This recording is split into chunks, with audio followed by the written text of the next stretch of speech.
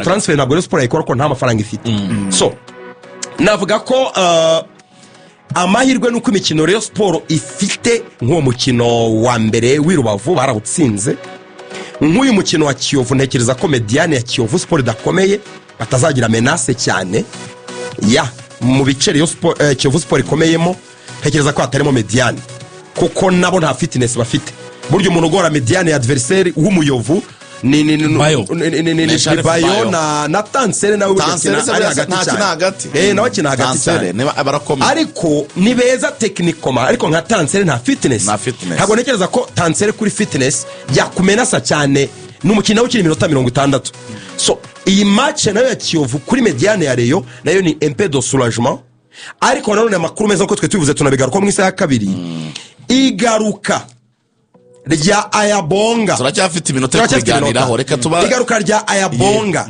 Ntekereza ko ikintu cya fitness turi kuvuga cya Rishari, iki kibazo cya Suleiman Dafe na Muhire Kevin aba mediateur ikipe ya Rayon Sport bari bakeneye urukingo rumwe rwitwa Ayabonga yagarutse muri ikipe ya Rayon Sport yanakoresheje imyitozo ibere. Amakuru wakuriye ukura mu Nzove, Ayabonga ni umugabo uje gufasha iki kipe ya Rayon Sport. Corneille byagenze bite? Reka nkubwire ikintu cya mbere Ayabonga afasha Rayon byanatumye wenda komite ibishyiramo imbaraga kugira ngo aze.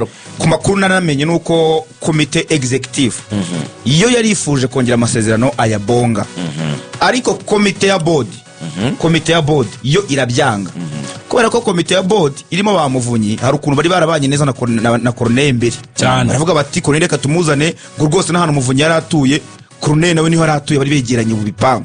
Aramuvuga ati ntacyo rwose mureka Ayabonga agende dufite Corneille. Ariko nyuma yaho ubwo tunanosha gato kubijyanye n'imikoranire ya board na komite kuko icyo ni kimwe mu bintu byagarutsweho cyane n'abanyamakuru babibajije perezida wa Rayon Sport nyuma ya match ya Rutsiro.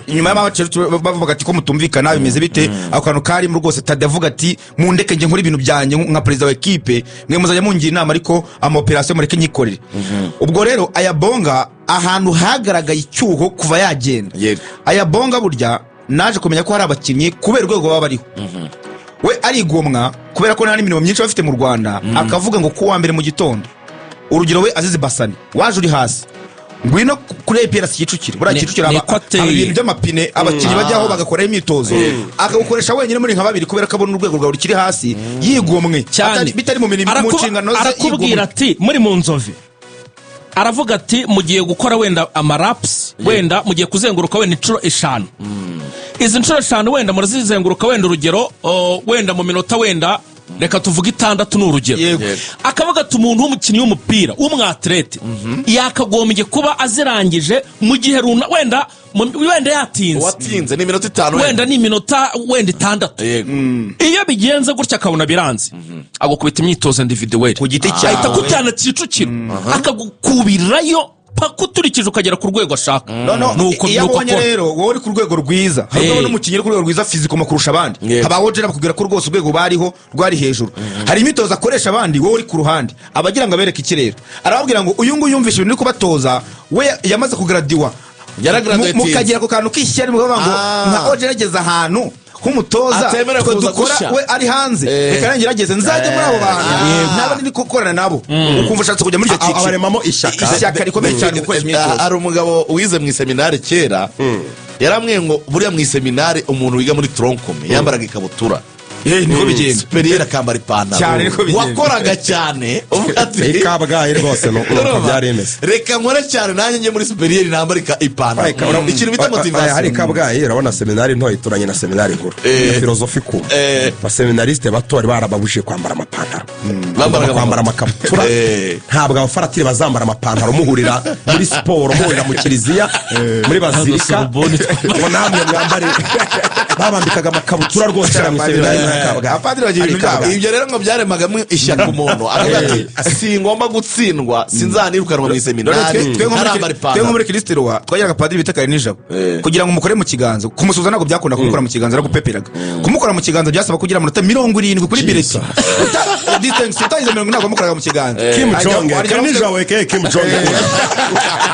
Hanyuma rero uyu Ayabonga baramubwiye bati tuza ntugire itangazamakuru ubwira ko hari ikibazo cy'amafaranga wari wifuje mwaba ikiganiro yakoranye na Rwanda Magazine avuga ngo yavuze ngo iyo mba nduva muri reyo kubera ibibazo byarimo nari kuvamo 2023 ko nibwo hari ibibazo bikomeye cyane ku bwa Yameneze Refani ureko bigeze kumusigira ikipe akitoza wenyine ari umutozo hari na bawade baragiye akayitoza aravuga ngo iyo biza kuba ibibazo nari kuba naragiye ariko nyanariza navuze ni kubera ko hari abamwifuje n'abandi bakavuga ngo agende baramubushije kuvuga ngo yavuze ngo byari ibibazo by'umuryango cy'amafaranga cyanditswe n'ibitangazamakuru n'ingonaga ndi muri South Africa yavuze ngo ntibyigeze bibaho nta kibazo cy'amafaranga cyabaye nagiye kubera ikibazo cy'umuryango ati amafaranga bampaga nta n'ikintu ugiye kwiyongeraho ndayishimiye ariko ni no muvugo yasekaga avuga ati abwira umunyamakuru ati ariko kutanyize byo niko kubwira ko bigaragara ari kuri Corneille bura Corneille akora nk'umunyabiraka no muri Gasogi niko yarameze mwabonye avuyemo byoroshye nta kontra bafite ni umunyabiraka nyine bino bya nyakabyizi no muri Reyo nta kontra yagize asinya ozimam Corneille agira ibiraka bindi byinshi buriya aba batoza ba fitness hari ahantu baba bafite ibindi biraka surtout nko mu mahoteli cyangwa ahandi hantu abantu bakorera imyitozo kandi urumva ni no mu instructeur wa CAF uhora ugenda ajya kwigisha uvuga ngo nawe umwanya we uri limited niyo mpamvu adashobora kwemera ko mu muha kontra imuhambira ubwo rero byumvikane ko kuva muri Reyo nta cyagoranye nta kontra yarafitemo nta cyagoranye ukuntu bimeze hari amakuru muduhaye y'ingenzi abakunzi ba Rayon Sport bumvise Ayebonga hari uburyo yitanga agakora n'akandi kazi kari ku ruhande n'abakinnyi baramukunda hari uburyo azi graduatingisha abakinnyi ariko igikomeye cyane kurenza ibindi byose Lorenzo nicyo waruvuze imibanire ye n'abakinnyi ni nayo yatumenye cyane yagize uruhare mu igaruka bita apport ibyo abayobozi bavuga ibyo bande bavuga Kevin ngo yaraturikije rwose mu myitozo irangiye ngo abahukuri nk'umwana w'igikondo aravuga ati twebwe imyitozo dukora imeze nk'iy'abantu b'abasirikare b'abakomando iratuvuna kutwirukansa gutya na wapi twebwe turashaka Ebonga ngo yamenye umuceri rwose Kevin Corneille buriya ni umuntu ugira umutima woroshye ngo agera muri vestiaire match irangiye aravuga tubona marekaje koko ni fitness arirengera ati no akubwiye position aturiye mutwe bariye w'igitego cya kabiri marekaje ni nge koko ni fitness abakinnyi bashaka bananiwe bakagira mu tanyuma bananiwe ku buryo no gukora marekaje banani ntabwo ikibazo cya Bonga tukibonera muri resultat gusa n'ubundi ahari bashobora gutsindwa match ariko kuko hari match nyinshi batsinze ni ibisanzwe ariko iyo urebye umukinnyi ukabona ntabwo ari guprogress arasubira inyuma buriya muri phase twavugaga abakinnyi bari ko bazamuye urwego tuvuga ngo Haji yazamuye urwego Richard yazamuye urwego basa narihuta ariko all of a sudden Ayabonga kigenda Richard yabaye mubi Basane yabaye mubi Basane ejo nafana barekana amagambo abanzemo ariko abanjemo kuri match ya Musanze he was a disaster rega urana Bagayogo naga afite forme zanya cyane Bagayogo asubiye hasi Bagayogo nawe urabona araremereye ukuntu wapi ibyo ntabwo byizana ntabwo ari ibintu bigwaho ngaho hari ikintu kiba cyabaye so abakinnyi bishimiye imyitozo nyine bayikora bina